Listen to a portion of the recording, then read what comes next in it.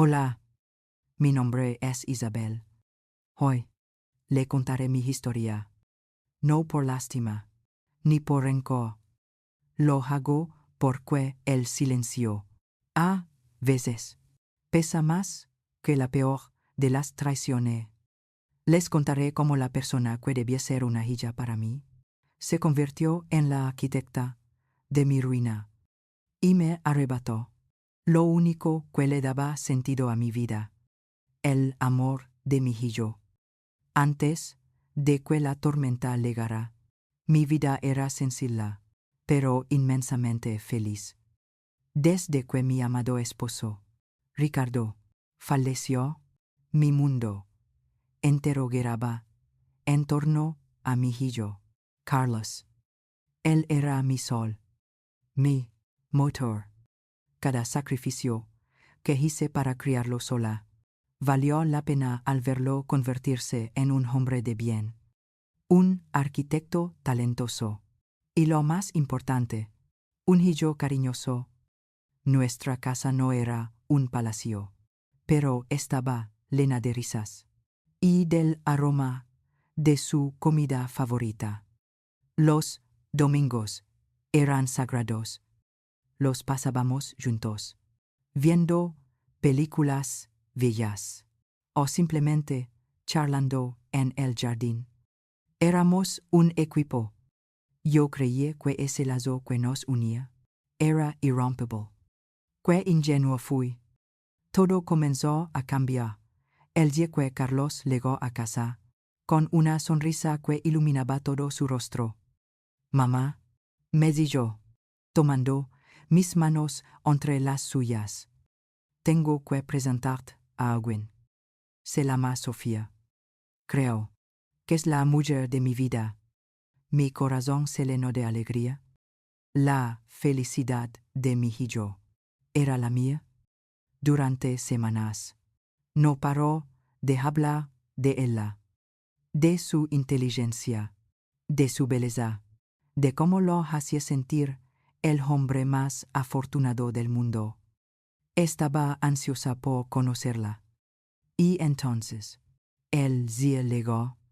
Sofía entró en nuestra casa y, debo admitirlo, era deslumbrante. Tenía una sonrisa encantadora y una voz dulce que parecía derretir cualquier preocupación. Llegó con un ramo de mis flores favoritas, las peonías, y me dijo que Carlos se lo había contado. En ese instante, cualquier aprensión se desvaneció. Le abrí las puertas de mi hogar y, sin saberlo, también las de mi corazón. Parecía perfecta, demasiado perfecta. Escuchaba mis historias con una atención infinita. Elogiaba mi comida y me llamaba suegrita querida. Yo me sentía la mujer más afortunada. Mi hijo había encontrado a una buena mujer y yo sentía que por fin ganaba la hija que nunca tuve. Pero incluso en medio de esa felicidad, hubo algo, un destello fugaz en su mirada cuando pensaba que nadie la veía. Una pregunta demasiado específica sobre el seguro de vida de mi difunto esposo. Una forma sutil de apartar a Carlos de mí durante las conversaciones. Eran detalles pequeños, casi insignificantes. Cosas que mi instinto de madre notó, pero que mi mente, desesperada por ver feliz a mi hijo, decidió ignorar. Poco sabía yo que esa mujer no era un ángel. Era un veneno dulce y paciente que, en mí, seguirá de amor maternal, desde entrar hasta el centro de mi hogar, para que lo destruyera todo, desde adentro. Las primeras semanas transcurrieron en una especie de armonía artificial. Sofía se había vuelto una parte integral de nuestras vidas. Estaba presente en cada comida, en cada conversación. Al principio, me dije a mí misma que era normal, Que mi hijo estaba construyendo una nueva vida. Pero pronto, su presencia comenzó a sentirse como una sombra, una que iba apagando la cálida luz que siempre había existido entre Carlos y yo. Nuestros domingos, que siempre fueron sagrados, empezaron a cambiar. Mamá, hoy no podremos pasar, me decía Carlos por teléfono, con un tono algo apurado. Sofía se ha levantado con un dolor de cabeza terrible. Creo que es mejor que nos quedemos en casa descansando. La siguiente vez, la excusa fue una fiesta sorpresa de los amigos de Sofía. Luego, un viaje de compras, que ella describió como absolutamente esencial. Cada excusa era plausible, pero el vacío que dejaban en mi corazón se hacía cada vez más grande. Cuando le mencioné gentilmente que extrañaba nuestros domingos, Carlos se puso a la defensiva. Mamá, no digas eso. ¿Sabes cómo es? Sofía de sensible. Va a pensar que no te gusta que pase tiempo conmigo. Esa fue la primera vez que sentí una punzada helada. No di yo. Mamá, lo intentaré. Sino que se preocupó por cómo se sentiría Sofía. Los comentarios de Sofía, al principio tan dulces, ahora llevaban un veneno oculto. Una noche, mientras servía el estofado que Carlos tanto amaba, ella sonrió radiante. Oh, suegrita, qué delicia. Tiene una pinta increíble. Di yo, solo que es un poco pesado para la nueva dieta de Carlos. Su médico está preocupado por el colesterol, ¿sabe? Intentó ayudarlo a comer más sano. Lo di yo con el tono más genuino de preocupación. Pero el mensaje era claro. Yo, su madre, estaba perjudicando su salud. Y ella era su salvadora.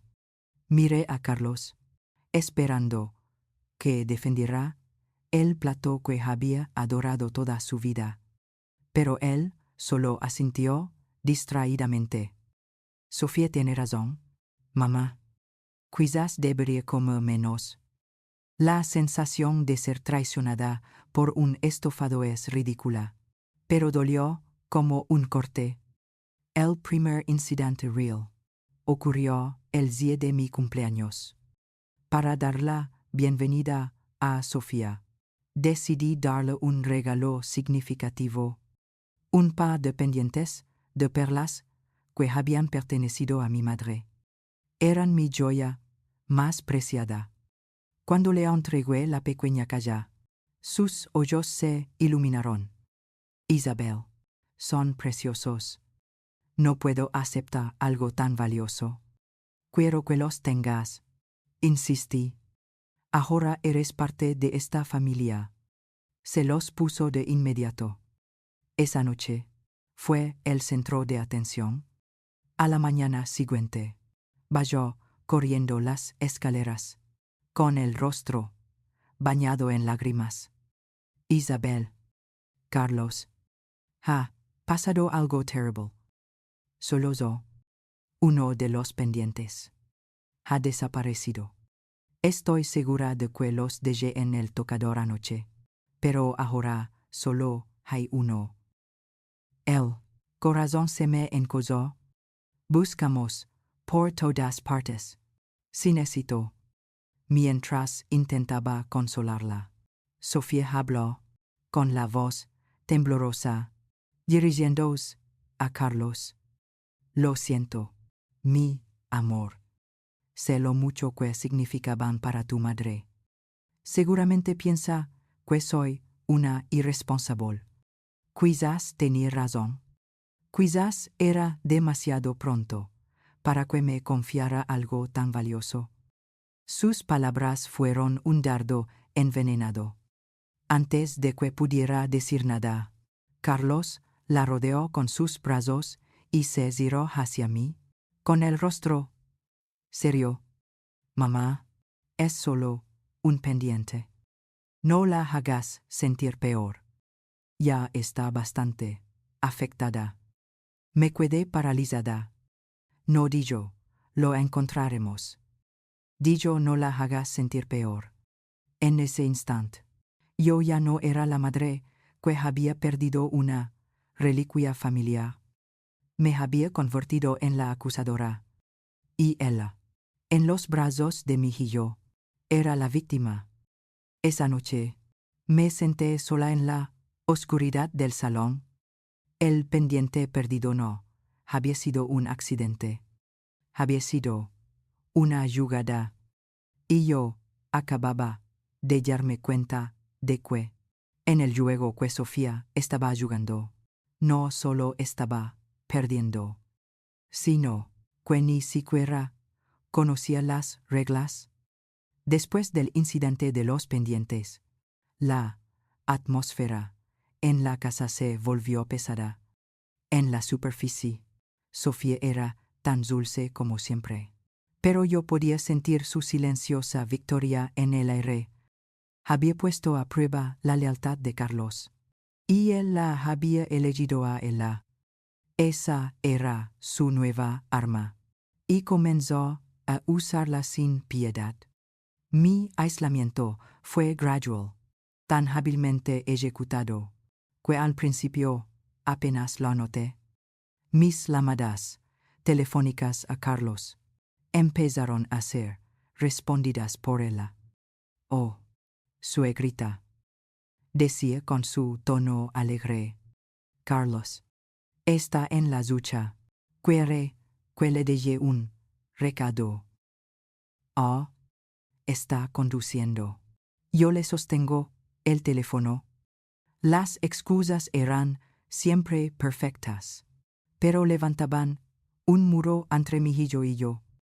Los mensajes que yo le enviaba comenzaban a ser respondidos con frases que no sonaban a él, más cortas, más frías. Sabía que era ella.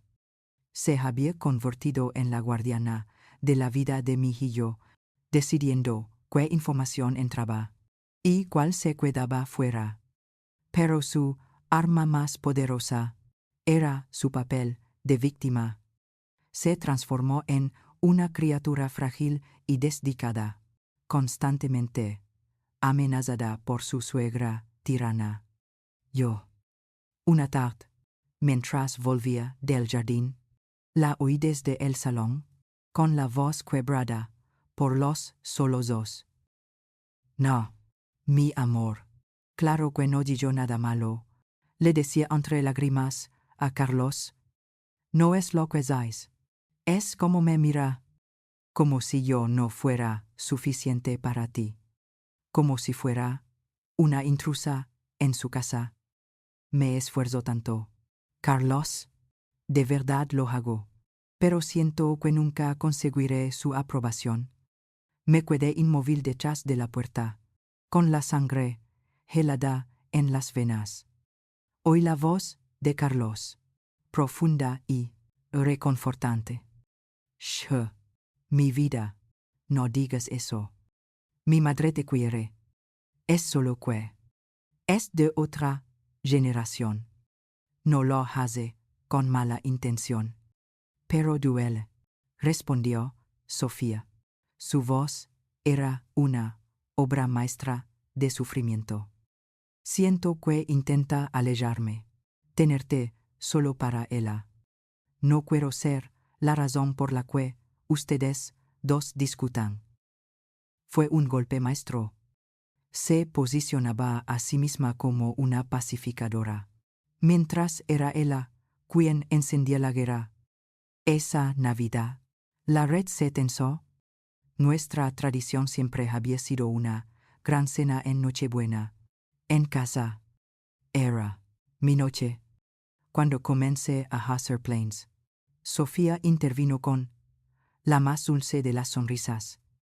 Su grita, has trabajado tan duro todos estos años, dijo, poniendo una mano en mi hombro. ¿Por qué este año no dejas que Carlos y yo nos encarguemos? Podríamos ir a un restaurante elegante.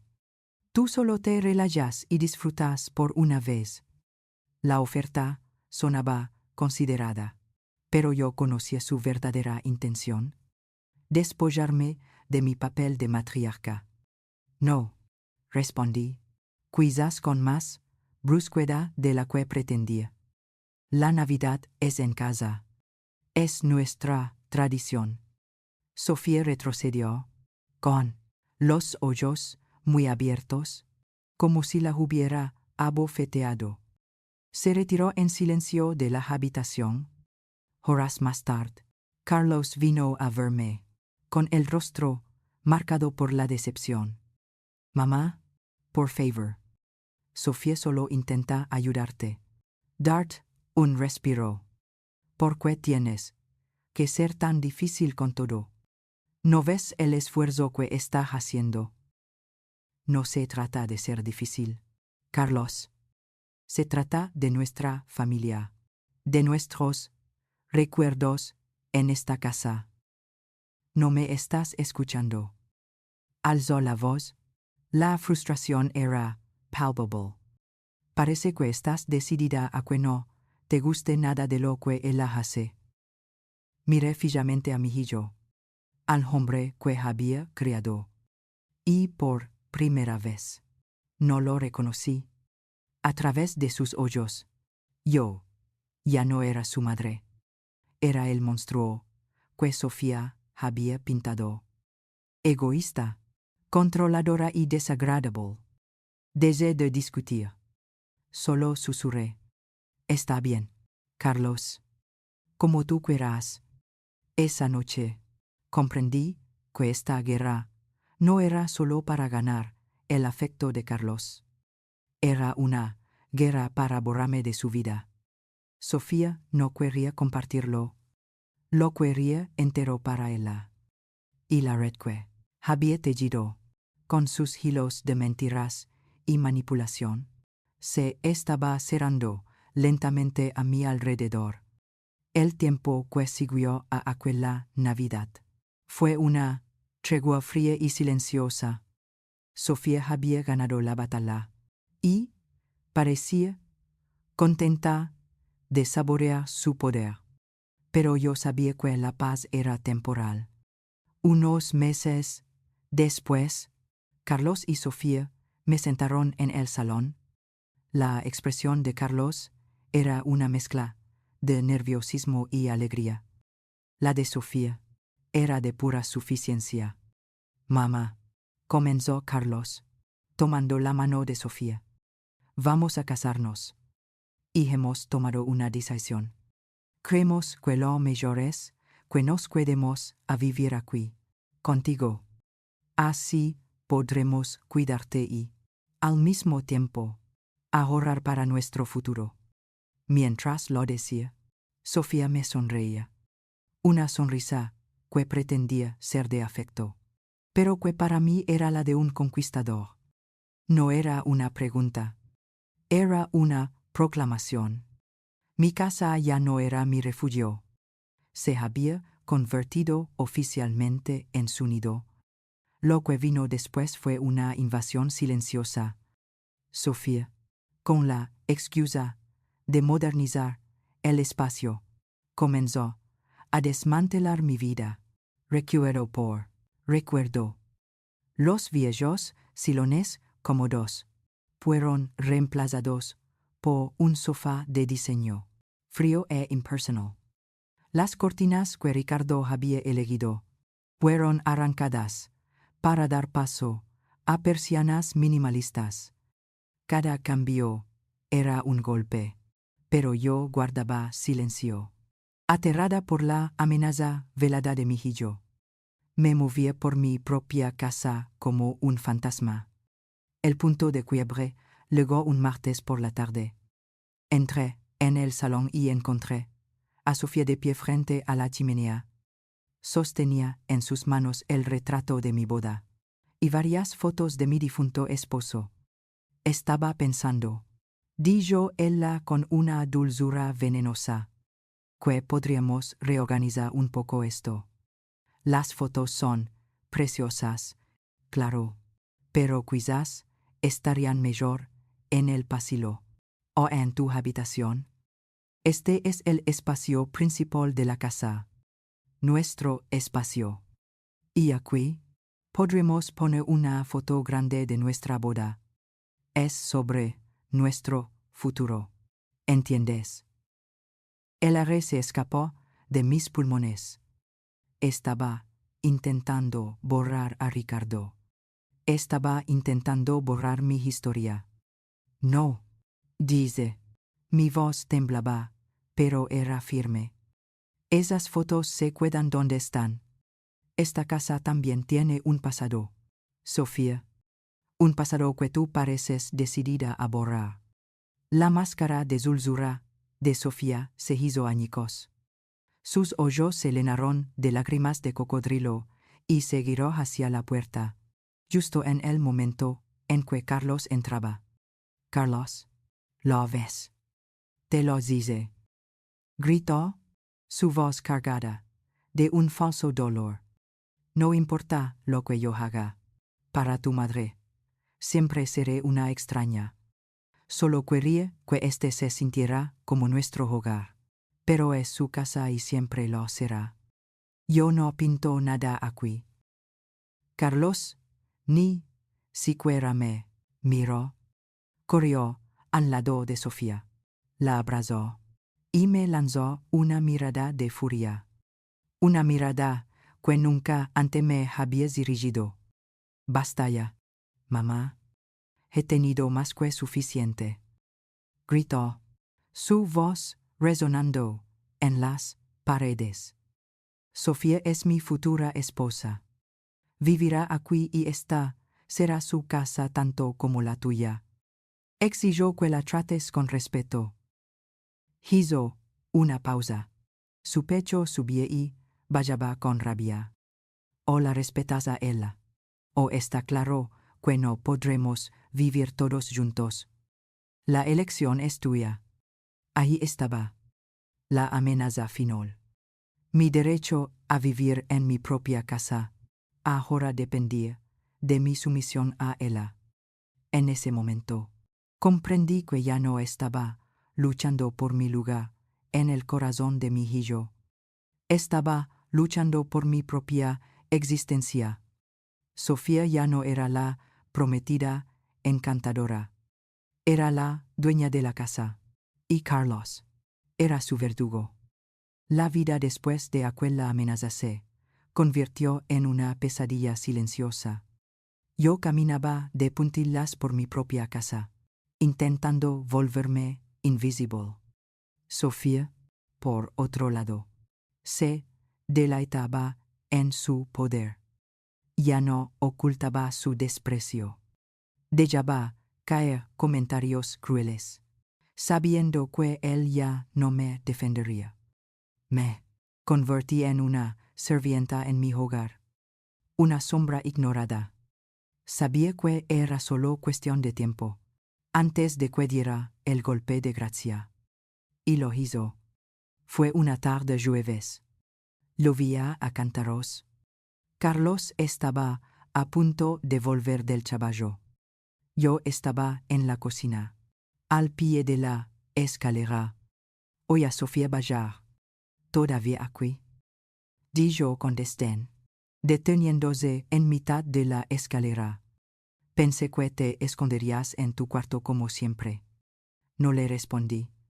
No valía la pena. Un silencio tenso se apoderó del ambiente. De repente, justo cuando oí el coche de Carlos aparcar fuera, Sofía lanzó un grito agudo y espeluznante. Le siguió el ruido sordo y horrible de un cuerpo golpeando los escalones de madera. Corrí hacia el vestíbulo y la encontré en el suelo, hecha un óvulo, sollozando de forma histérica. Tenía un rasguño sangrante en el brazo. En ese mismo instante, la puerta principal se abrió de golpe y Carlos entró corriendo. Sus ojos pasaron de Sofía, llorando, en el suelo, a mí, de pie y paralizada por el shock. Antes de que yo pudiera articular una sola palabra, Sofía levantó un dedo tembloroso y me señaló. «Fue ella, Carlos, fue ella», gritó, con la voz rota. Estábamos discutiendo sobre la boda. Le dije solo quería que fuera feliz por nosotros y se volvió loca. Me llamó ladrona. Y luego me empujó. Te juro que me empujó por las escaleras. El mundo se detuvo. La acusación era tan monstruosa que mi mente no podía procesarla. No, susurré. Mi voz apenas un hilo. Carlos, yo no hice nada. Ella se cayó sola. Pero mi débil negación no era rival para su actuación. Carlos ni siquiera me dedicó una segunda mirada. Se arrodilló junto a Sofía, la acunó en sus brazos y la miró con una devoción absoluta. Luego levantó la vista hacia mí. El amor, el cariño, todo lo que alguna vez hubo en sus ojos había desaparecido. Solo quedaba un desprecio gélido, definitivo. Se levantó lentamente, ayudando a Sofía a ponerse en pie. Se apoyó en él, cojeando visiblemente, y lanzándome una mirada por encima del hombro de mi hijo. Era una mirada de puro, despiadado triunfo. Carlos habló, y su voz era la de un extraño, un juez dictando una sentencia irrevocable. He visto suficiente. Durante meses he intentado justificar tu comportamiento, tu frialdad, tus celos. Pero esto es imperdonable. Has puesto en peligro a mi esposa. Has cruzado una línea que no tiene retorno. Me miró directamente a los ojos. No puedes quedarte aquí. Eres un peligro para ella. Para nosotros. Hizo una pausa, deseando que el peso de sus palabras me aplastará. Recoge tus cosas, las más importantes. Te irás esta noche. No hubo juicio. No hubo preguntas. Mi hijo, la carne de mi carne, me había condenado, sin dudarlo un segundo. En un trance. Subí las escaleras. Metí en una pequeña maleta algunas ropas, las fotos de Ricardo y la dignidad que me quedaba. Cuando bajé, él estaba junto a la puerta abierta, con el rostro impasible. Sofía estaba detrás, observando la escena desde el salón, ya sin lágrimas, con una pequeña sonrisa satisfecha en los labios. Adiós, mamá, dijo Carlos. Sin mirar, salí a la noche lluviosa. El clic de la puerta al cerrarse a mi espalda fue el sonido más definitivo que he oído en mi vida. Fue el sonido de mi mundo acabando. De mi corazón rompiéndose para siempre.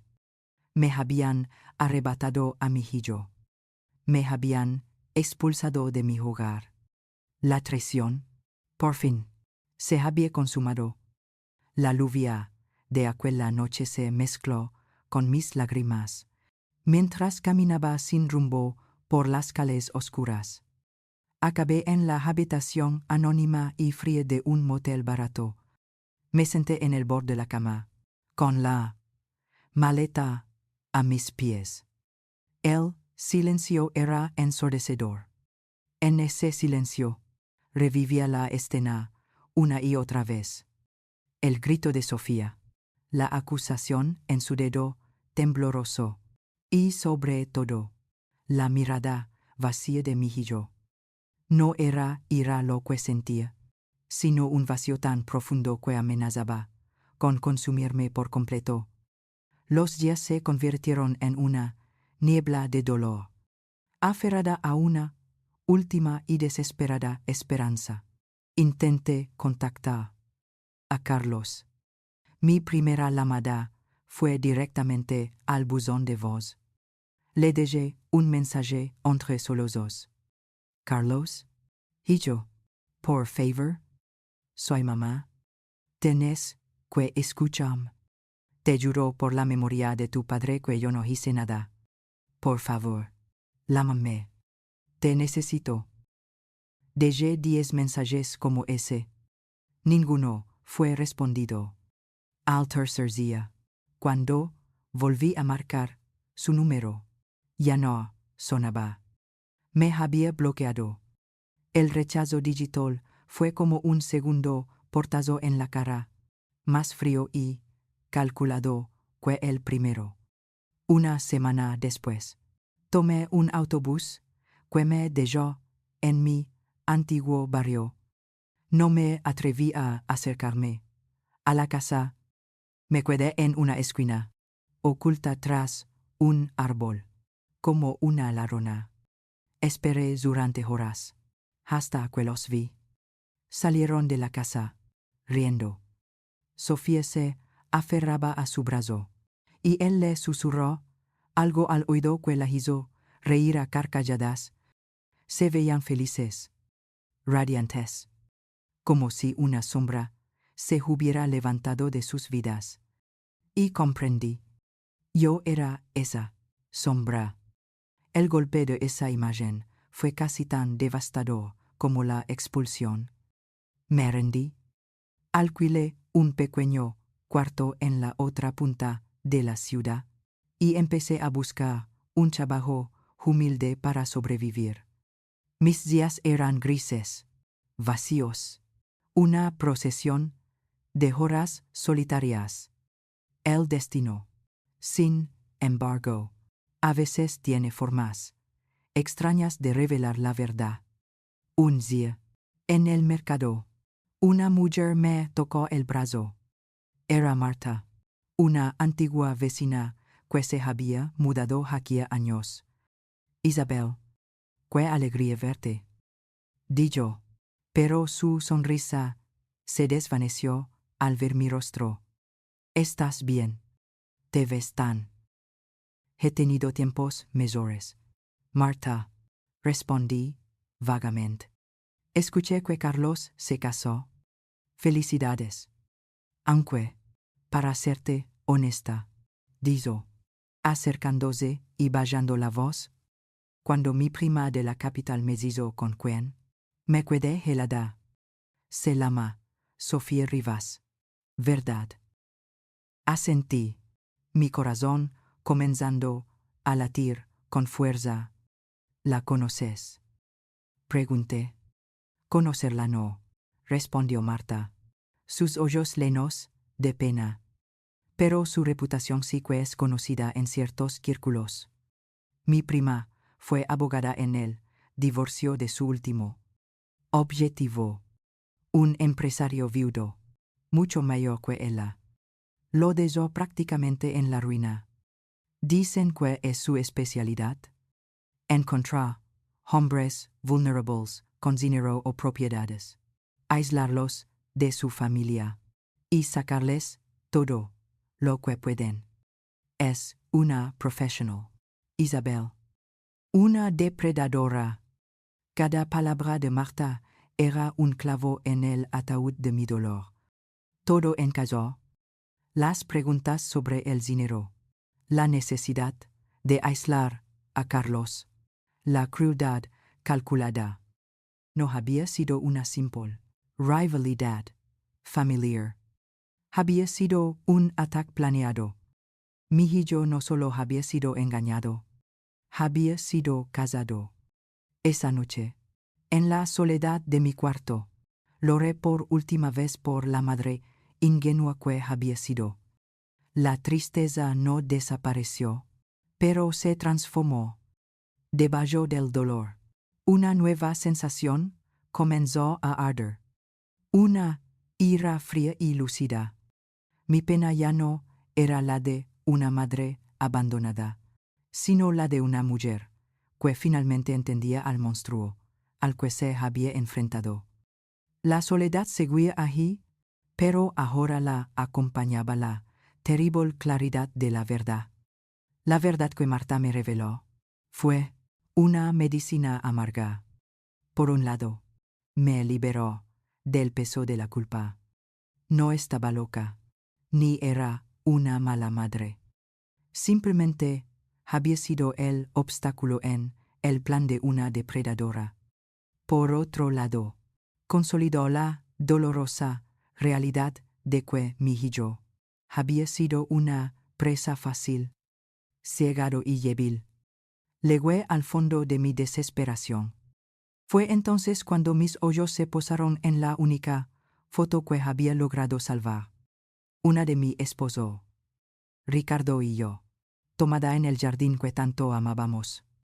Él me sonreía, con esa mirada llena de fuerza y amor incondicional. Recordé sus palabras. Isabel, eres la mujer más fuerte que conozco. En ese instante, algo dentro de mí hizo clic. No podía dejar que la maldad de una extraña y la ceguera de mi hijo definieran el resto de mi vida. Ricardo no hubiera querido eso.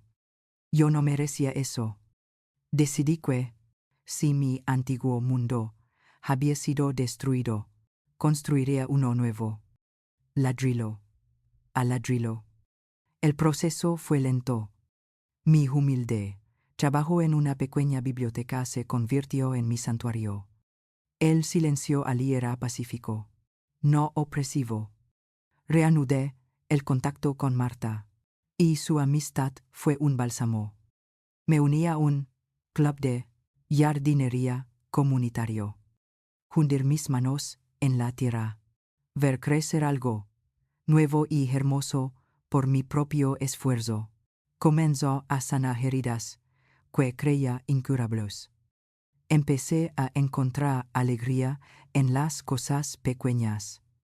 El sabor del café por la mañana. Una conversación con una vecina. El sol en mi rostro. Estaba construyendo una vida más pequeña, más silenciosa, pero infinitamente más real que la que había perdido. Había pasado poco más de un año.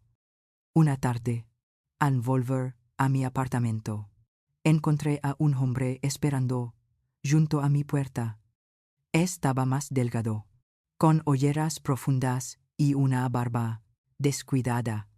Por un momento, no lo reconocí. Era Carlos. Se quedó mirando, con los ojos llenos de una vergüenza tan profunda que apenas podía sostenerme la mirada. Parecía un náufrago que por fin había llegado a la orilla. «¿Mamá?» Su voz era un susurro ronco, que bradó. «No oye nada». Esperé. «Tenías razón», continuó, las lágrimas comenzando a surcar su rostro. «Tenías razón en todo. Sofía se fue. Me lo quitó todo. Vendimos la casa para invertir en un negocio que resultó ser una estafa. El dinero desapareció. Y ella también.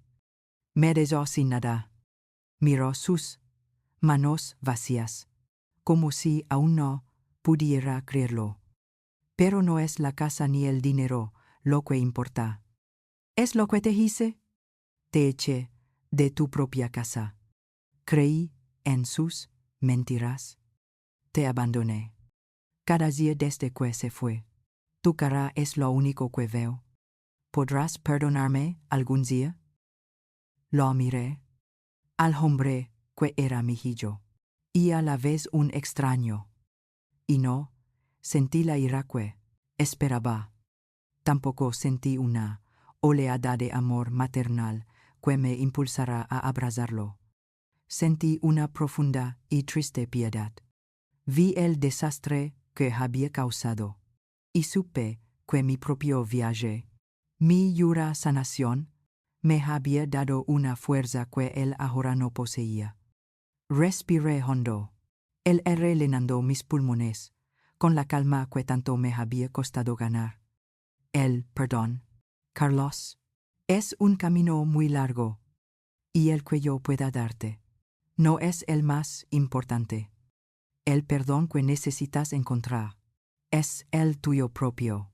Le dije, mi voz tranquila pero firme. Tú perdiste tu casa hace unos meses. Yo perdí la mía mucho antes. He aprendido a construir un nuevo hogar. Aquí, señalé la puerta de mi modesto apartamento. Es pequeño, pero es mío y está en paz. Di un paso hacia mi puerta, sin invitarlo a entrar. Si quieres empezar a construir el tuyo, tendrás que hacerlo desde los cimientos, como yo lo hice, y tendrás que hacerlo solo. Abrí la puerta y, antes de entrar, lo miré por última vez. Vi a un niño perdido en el cuerpo de un hombre, enfrentándose por primera vez a las consecuencias reales de sus actos. Cerré la puerta sin un portazo, pero con una finalidad absoluta. Dentro de mi hogar, mi nuevo santuario. Me apoyé en él y cerré los ojos. No había alegría en su ruina, solo una triste confirmación de la verdad. Pero por primera vez en mucho tiempo, me sentí libre. Mi historia ya no era sobre su traición. Era sobre mi supervivencia.